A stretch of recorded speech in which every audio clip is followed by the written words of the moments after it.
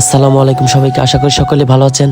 তো আপনারা সকলেই তো জানেন ফেসবুক থেকে আমরা কিছু ইনকাম পেয়েছি। তো আমরা অনেক মাস আগে থেকে নিয়ত করে রেখেছি যে ফেসবুক থেকে পেমেন্ট পেলে আমরা কালামকে খুশি করার চেষ্টা করব। তো ফাইনালি আপনাদের এত সাপোর্ট ও ভালোবাসার কারণে আমরা ফেসবুক থেকে পেমেন্ট পেয়েছি। তো ফাইনালি এত খোঁজাখুঁজির পরে কালামকে আজকে হঠাৎ করে দেখি যে কালামকে বাজারে দেখে আর দেরি না করে নিজের কাছে ডেকে নিলাম। তো নিজের কাছে ডেকে নিয়ে কালামকে জিজ্ঞেস করলাম যে আজকে বল তোর কি খেতে ইচ্ছা করে। আসলে কালাম অনেক ভালো মনের মানুষ, আমাদের যাতে টাকা খরচ না হয় তার জন্য কালাম বারবার বলতেছে যে আমার কিছু খাওয়া লাগবে না, আমি এমনিতেই তোদের জন্য দোয়া করি। তো সবাই মিলে অনেকক্ষণ বলার পর ফাইনালি কালাম খাবার জন্য রাজি হয়ে যায়। তো অনেকক্ষণ ভেবেচিন্তে দেখার পর জানলাম যে এখন পর্যন্ত কালামকে কেউ রেস্টুরেন্টে খাওয়াতে নিয়ে যায়নি।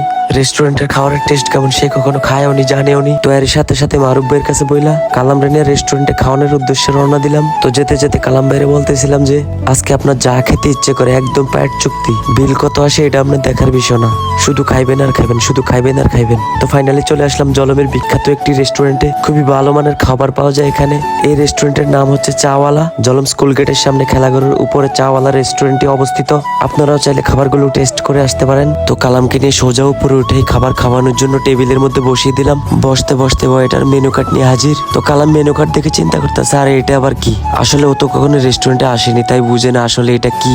আসলে আমি অত্যন্ত ভাবে দুঃখিত, জ্বর আর সর্দির কারণে ভাঙা গলায় বয়স দিচ্ছি, তো তাই একটু কষ্ট করে মানিয়ে নিবেন। তো কালাম মেনু কার্ড দেখে চিন্তা করতেছে কেমনে কি। তো আমি কালামকে বুঝিয়ে বললাম যে এখানে যে যে খাবারের ছবিগুলো দেখতাছস এখান থেকে কোনটা খাবি। তারপরও কালামকে কোনোভাবে বুঝাতে পারতেছিলাম না। তারপর নিজেই ডিসিশন নিলাম যে আমিই বলি। তারপর আমি ওয়েটারকে বললাম যে প্রথমে একটা বার্গার নিয়ে আসো। বার্গার নিয়ে আসার পর দেখতে পারলাম যে কালাম কিছুতেই হ্যান্ড গ্লাভস পরতে পারছিল না। ভালোবেসে আমি কালামকে হ্যান্ড গ্লাভস পরিয়ে দিলাম। তারপর আস্তে আস্তে জানতে পারলাম যে কালামের বিরিয়ানি আইটেম অনেক পছন্দ।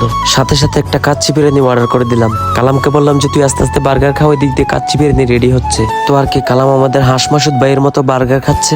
বার্গার খাওয়া শেষ, কাচ্চি বিরিয়ানি চলে আসছে। তো আর কি কালাম কাচ্চি বিরিয়ানি খাওয়া শুরু করলো।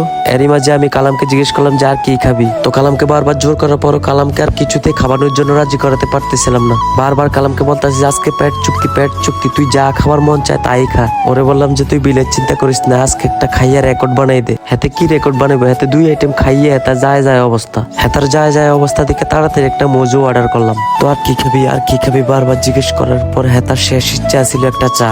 তো আর কি তাড়াতাড়ি বিল টিল দিয়ে চা খাওয়ানোর উদ্দেশ্যে রওনা দিলাম নিচের চা দোকানের উদ্দেশ্যে। নিচে যাওয়ার সময় আবেগটাকে ধরে রাখতে পারলাম না। নিজের হাতে বানানো চাদরাকে শেষ বিদায় দিয়ে চলে গেলাম নিচের দিকে। আসলে বিশ্বাস করতে কষ্ট হবে আপনাদের, এই চাদর আমি নিজের হাতে বানাইছি। এরকম চাঁদ আপনার বারান্দায় রুমে বানাতে চাইলে মারুফ ভাইয়ের সাথে যোগাযোগ করুন, আমি নিজে গিয়ে বানিয়ে দিয়ে আসবো। তো শেষ পর্যন্ত ব্লগটি দেখার জন্য ধন্যবাদ। আর সবাই কালামের জন্য দোয়া করবেন, আর ভিডিওটি বেশি বেশি করে শেয়ার করে দিবেন। আর কালামের লাস্ট হাসিটার জন্য একটা হলেও শেয়ার দিয়ে দিবেন প্লিজ। আপনার